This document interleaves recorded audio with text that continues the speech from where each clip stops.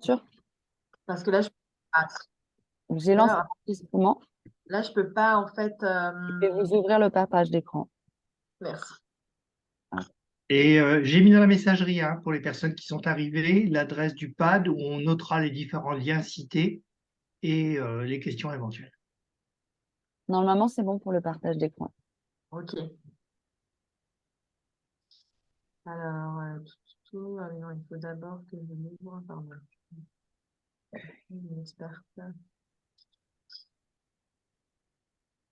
Et si le document, vous nous l'envoyez, on le mettra aussi en lien en même temps que vous. Ouais, ça marche.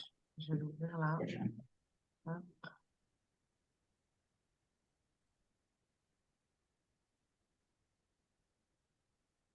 Désolée. Mais bravo en tout cas en mini-introduction.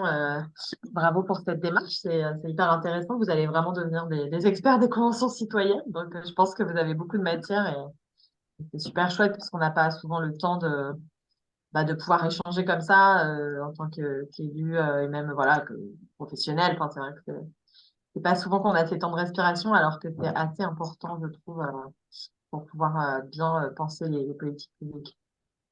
Alors, je vais donc vous mettre ma hop. Est-ce que je peux mettre en. Comment je peux mettre ça en. Très bien. D'accord, le partager, c'est bon. Ouais, mais vous voyez, là, vous le voyez pas en diaporama. Non, mais c'est pas. Hop là, voilà. Là, c'est bon, je crois. Parfait. Oui. Ok. Bonjour à toutes et tous. Alors d'abord, je suis Laura Slimani. Donc moi, je suis adjointe au maire en charge de la démocratie participative à Rouen et d'autres sujets. Je vous présente juste Françoise Léonard, qui est donc directrice adjointe de la direction des transitions et notamment en charge des questions de démocratie participative, avec qui, du coup, je travaille sur ces sujets et puis avec une petite équipe aussi à la ville de Rouen qu'on a la chance d'avoir pour mener ces projets. Et donc, moi, je suis adjointe en charge de la démocratie participative, de l'égalité femmes-hommes, de la lutte contre les discriminations et du handicap.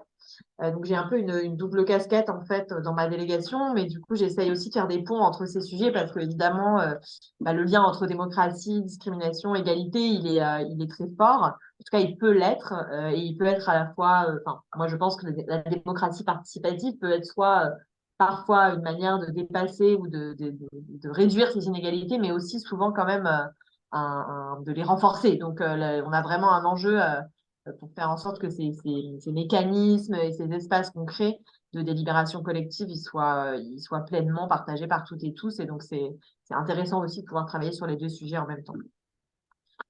Donc, ouais, en introduction, la Convention citoyenne de Rouen, elle est née, alors elle est née à la fois d'un contexte, enfin d'un double contexte, on va dire. Donc, le premier contexte, c'est une nouvelle équipe municipale qui est arrivée en 2020 avec une liste de la gauche écologiste, un peu gauche plurielle, quoi, dans laquelle, et ça c'était assez commun à l'ensemble des partis politiques qui partageaient, enfin, qui participaient à cette liste, la volonté de lancer une nouvelle impulsion sur les enjeux de démocratie participative à l'échelle de la ville, pour les rendre plus lisibles, pour aussi essayer de consulter les gens sur des sujets importants, et donc sur aussi des sujets stratégiques pour la commune, et pas uniquement sur la mise en œuvre de projets concrets sur l'espace public, par exemple, ce qu'on pouvait déjà faire via le budget participatif ou les conseils de quartier, et d'essayer du coup aussi de demander aux habitants leur avis sur des enjeux plus globaux en fait autour des politiques municipales. Évidemment, ça s'inspirait aussi de cette Convention citoyenne nationale qui a été à la fois, alors évidemment décevante dans sa suite et ses implications concrètes, mais extrêmement inspirante sur le plan de la démarche en fait et de son ouverture à un grand nombre de personnes, sur la question du tirage au sort, j'y reviendrai.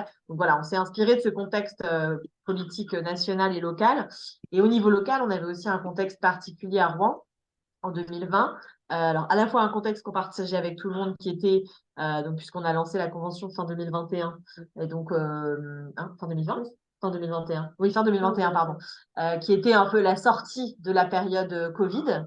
Donc, qui a été une période assez éprouvante pour tout le monde, évidemment, mais aussi pour les personnes qui travaillent sur les questions de participation, parce qu'évidemment, on s'est très peu vu, donc on a développé des choses différentes en visio, qui ont d'ailleurs pour certaines très bien marché, donc c'était aussi une découverte.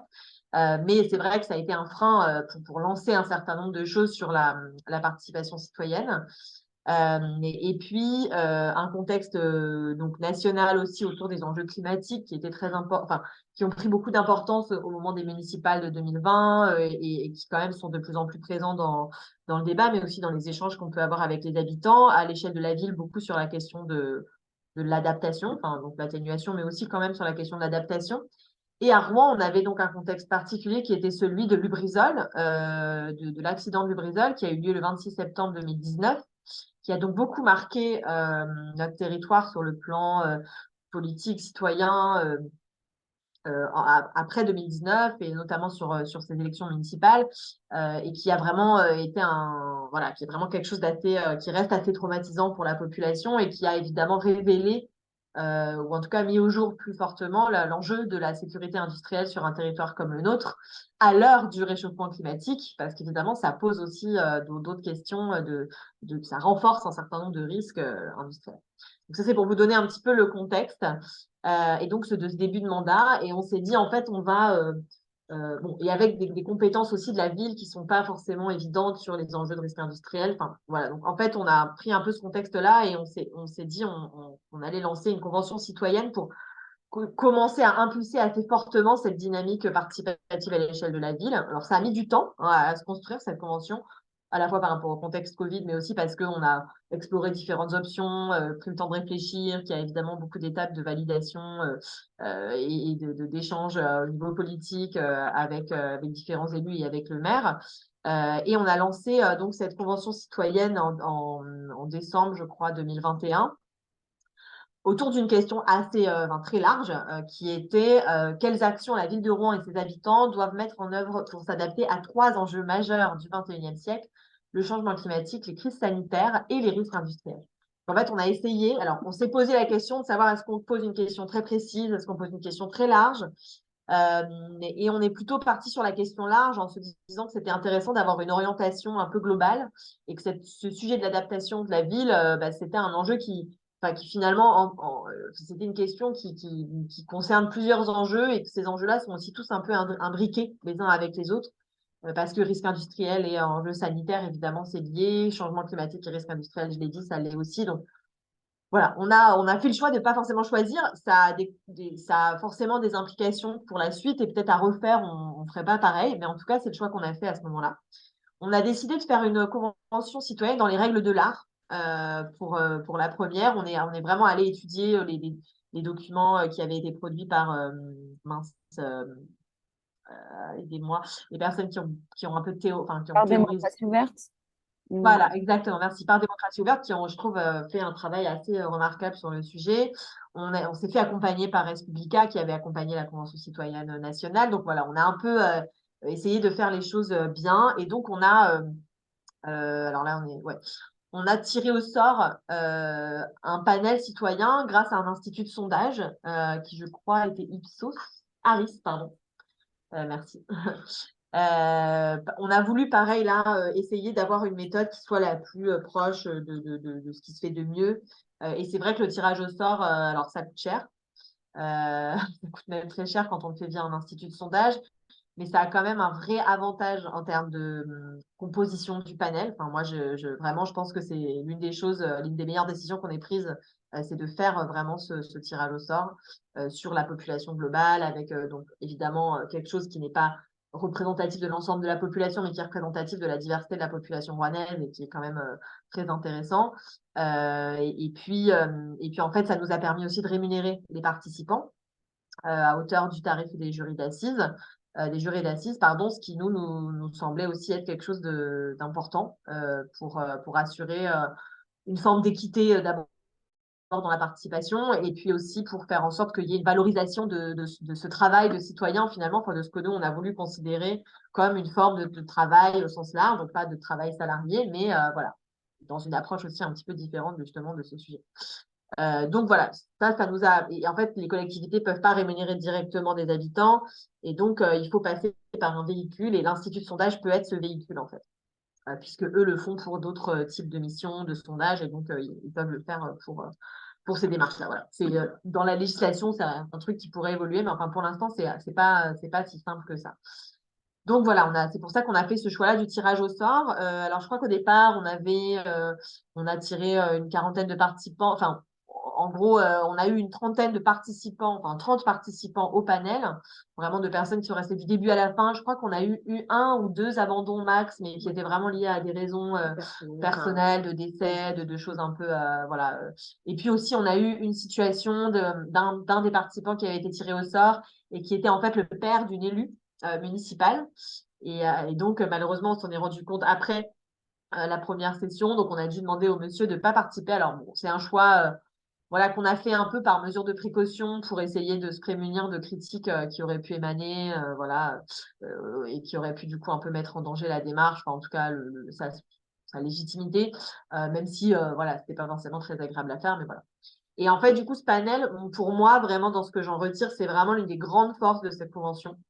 Presque plus que son contenu finalement à la fin, parce que ça, en fait, lorsqu'on a rencontré les habitants, alors on avait donné des indications du coup à l'institut de sondage sur le type de personnes, enfin, en gros, comment on essaie de se représenter la diversité de notre ville, donc sur la base évidemment de sa réalité, mais évidemment, 30 personnes sur une ville de 115 000 habitants, vous ne pouvez pas avoir quelque chose de représentatif. Donc, vous allez forcément faire des choix, donner des orientations, etc. Et donc, on avait demandé une diversité géographique, une diversité sociale. Et ce que nous a indiqué l'Institut de sondage, c'est qu'en fait, la meilleure manière en général d'avoir de la diversité sociale dans un panel, c'est de passer par le niveau d'études. Parce qu'en fait, les CSP, il y en a tellement que c'est compliqué de panéliser, alors que, en fait, si vous essayez de panéliser par niveau d'études, vous allez avoir de fait des gens qui ont aujourd'hui des conditions sociales diverses. La parité, qui était aussi une exigence pour nous, et la présence de l'intergénérationnel, avec une présence aussi plus forte des jeunes dans cette convention qu'on souhaitait voilà, par rapport à la question de l'enjeu climatique aussi. On souhaitait que ça puisse aussi répondre à des aspirations de la jeunesse et représenter aussi ces aspirations. Voilà, donc du coup, on a eu un panel très large qui là est pas décrit, mais vraiment je crois qu'il y avait, je sais pas s'il y avait des lycéens, mais enfin, il y avait vraiment des très jeunes de 18 ans jusqu'à une dame qui en a 78 enfin, ou du coup maintenant peut-être 79, je sais pas, mais en tout cas, c'était assez large. Et surtout, en fait, ces habitants, ce qui les réunissait, enfin, moi, j'ai posé la question de savoir, mais du coup, est-ce que vous avez déjà participé à oui, à des démarches participatives de la ville de Rouen. Et en fait, je crois que seul 1 sur les 30 avait déjà participé à un vote en ligne, une consultation. Donc vraiment, la puissance, je trouve, de cet outil pour aller chercher des personnes qui ne sont pas dans nos radars, entre guillemets, et donc qui sortent, qui cassent un peu les cadres habituels de l'intervention de la ville, qui peut quand même très vite tourner un peu en rond sur un nombre de personnes assez réduit. Du coup, enfin, voilà, cet outil, il est quand même très puissant pour le faire, même si, évidemment, je vous l'ai dit, il est aussi très coûteux. Voilà. Et donc, ces participants, on est parti sur donc un format en 3 week-ends de travail avec donc un accompagnement par Respublica sur la partie animation et co-construction des propositions, avec donc une expertise avec donc l'apport sur des 2 week-ends, donc un premier week-end de plutôt formation, mise à niveau sur les enjeux à la fois et les compétences de la ville pour que quand même voilà, tout le monde puisse partir un petit peu du même niveau et d'un tronc commun, en sachant qu'on est sur des enjeux très larges. Donc là, voilà, c'est un peu les limites d'avoir une question très large qui fait que c'est difficile d'approfondir les choses. Ensuite, un deuxième week-end où là, c'est plutôt des intervenants qui sont venus éclairer les enjeux de ces différents sujets.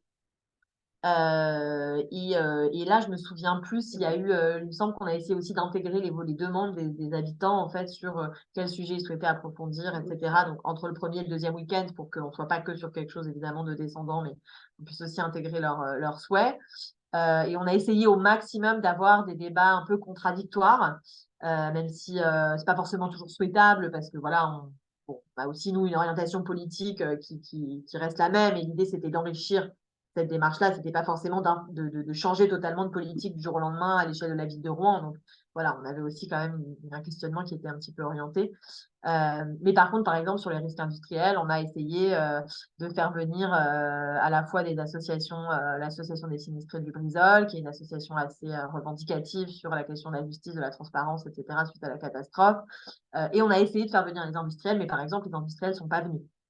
Donc, on n'a pas toujours réussi, malgré notre volonté, à assurer une forme de diversité dans le panel. Mais par contre, voilà, on a essayé d'avoir à la fois des scientifiques, des personnes plutôt issues de la société civile, des professionnels aussi, l'État, par exemple, qui est venu parler, notamment risque industriel, voilà, Atmo. Enfin, on a essayé de faire venir un panel de personnes assez différentes. Et puis ensuite, donc, un week-end de co-construction où là, les habitants ont vraiment, en groupe de travail, du coup, voilà, construit des propositions qui nous ont, du coup, remis ensuite. Donc, il y a eu quand même tout un travail d'expertise technique des propositions qui ont émergé. Donc, c'est un avis citoyen qui est très riche, du coup, c'est aussi lié à la question. Hein, donc, il y a énormément de propositions, 125 propositions, bon, ce qui est beaucoup et pas beaucoup à la fois, mais qui couvre vraiment plein de champs différents. Donc, il y a eu vraiment un travail assez conséquent d'études par nos services et d'expertise pour déjà nous dire bah oui mais là on aimerait bien mais en fait c'est impossible parce que c'est pas du tout de notre compétence et donc on met de côté cette proposition et on essaie de la porter différemment ce qu'on a fait sur pas mal de propositions liées au risque industriel par exemple qui allaient plutôt qui portaient plutôt sur les compétences de l'État mais on avait demandé aux habitants de ne pas se restreindre trop sur le champ des propositions qu'ils allaient faire. C'est-à-dire qu'on s'est dit, vous limitez pas non plus totalement aux compétences de la commune, parce que on a voulu aussi, nous, se dire que finalement, s'il y avait des propositions qui dépassaient le champ de la commune, on pouvait aussi se faire les porte-parole de ces propositions auprès dans différentes institutions, notamment de l'État, sur la question des risques industriels. Et ça, on a aussi vu ça comme une manière de renforcer aussi notre plaidoyer de commune, finalement, vis-à-vis des représentants des habitants sur la question des risques industriels auprès de différents États.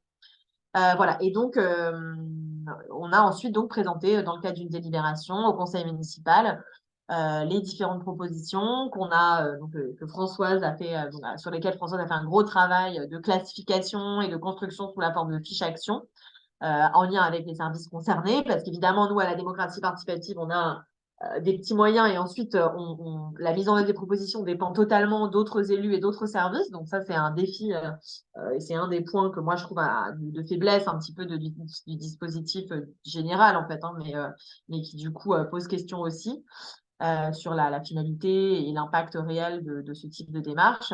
Ensuite, donc, on a présenté les fiches actions au conseil municipal, sachant qu'il y a eu une phase évidemment où le panel des habitants a présenté aux élus concernés les propositions aussi et qui sont venus en conseil municipal présenter leur rapport. Donc, c'était aussi un moment assez fort pour eux.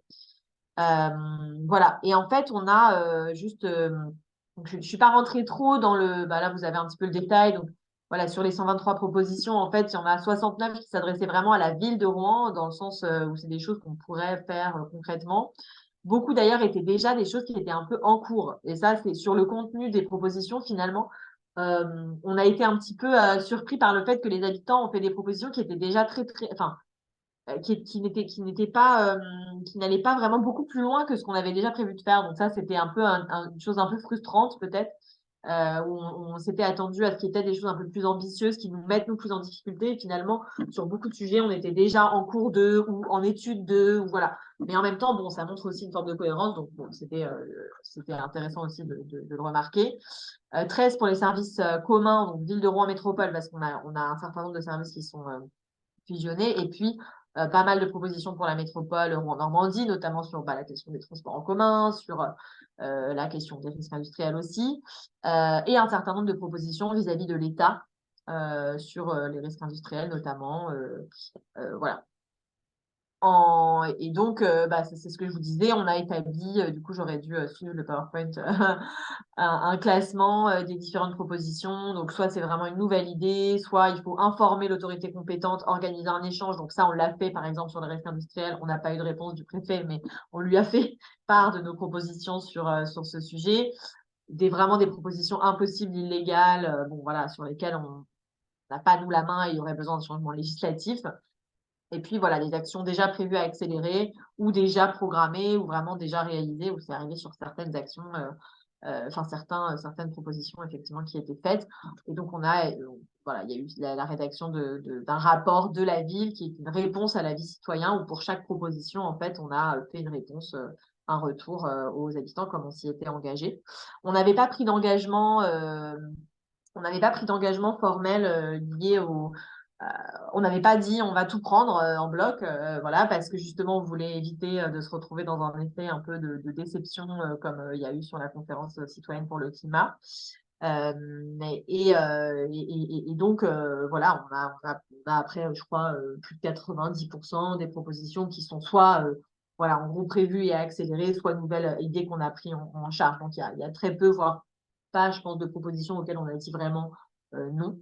Mais après, la, la, la difficulté de la suite, enfin peut-être pour juste donner un peu des éléments sur la suite, c'est que ça implique, enfin voilà, on a fait tout ce travail-là, donc qui s'est terminé par une délibération devant le conseil municipal, et ensuite maintenant qui est en train de se mettre en œuvre concrètement avec chaque service de manière assez fine, et en fait ces propositions-là ensuite elles rentrent dans la machine des politiques publiques locales.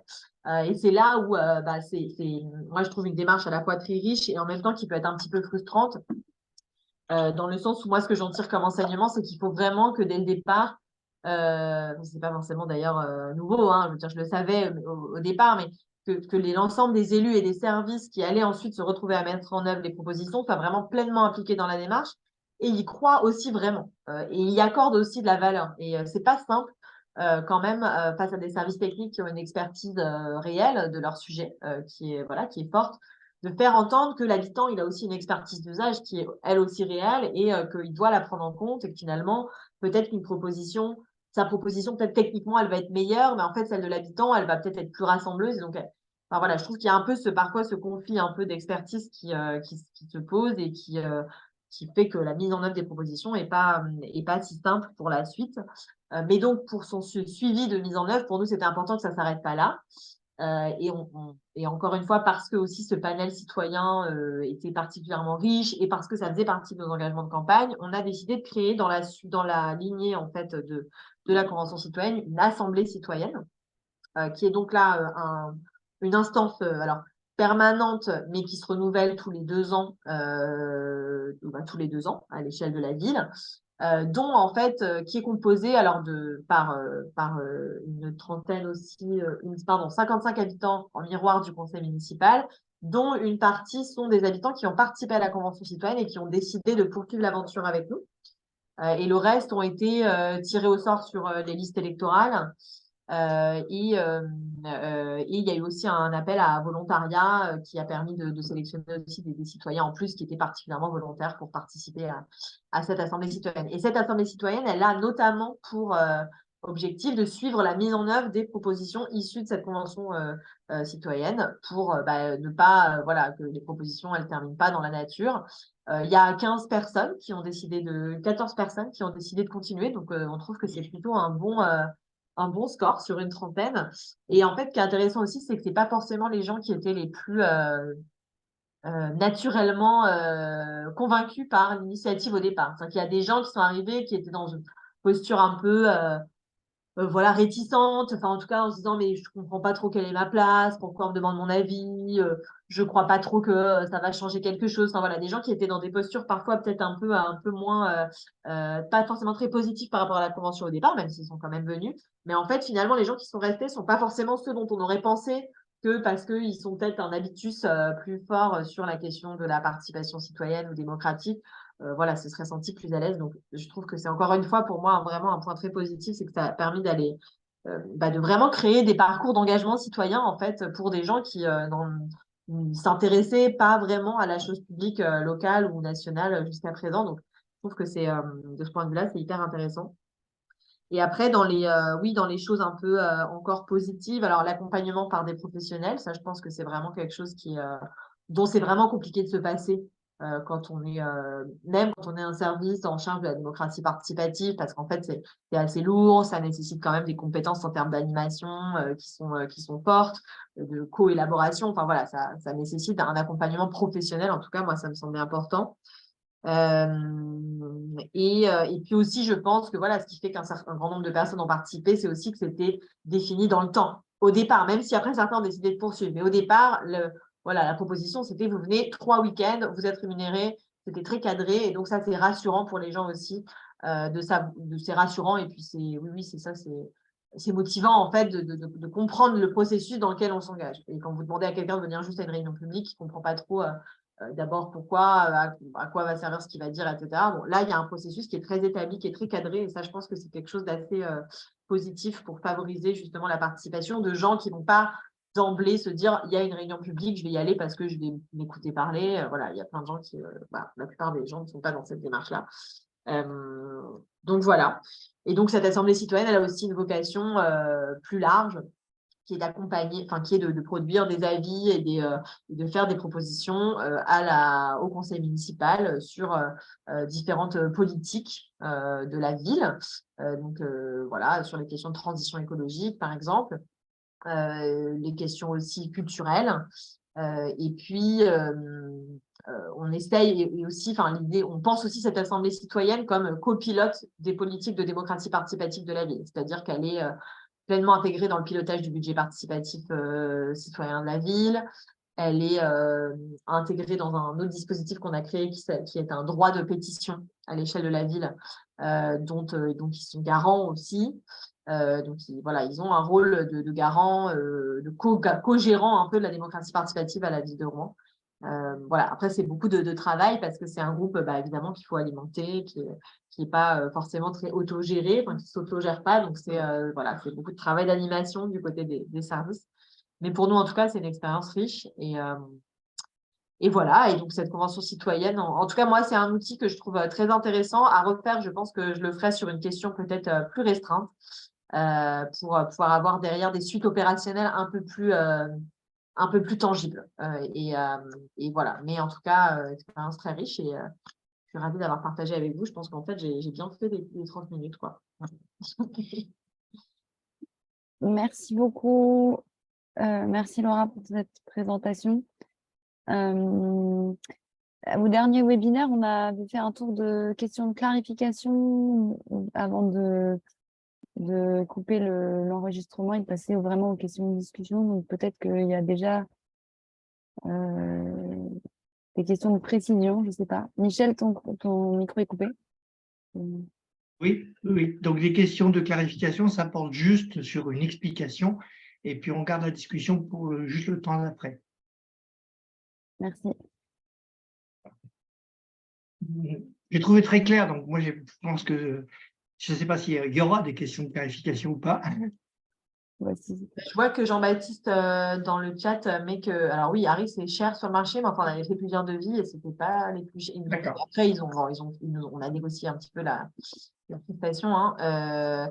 Mais moi, en tout cas, à l'époque, c'était compliqué quand même d'indemniser directement. Alors peut-être ça a un peu bougé depuis. Mais en tout cas, ouais, moi, je pense que c'est un vrai levier. Et on n'a pas forcément étudié toutes les possibilités juridiques, nous, en interne. Hein, donc, Ok.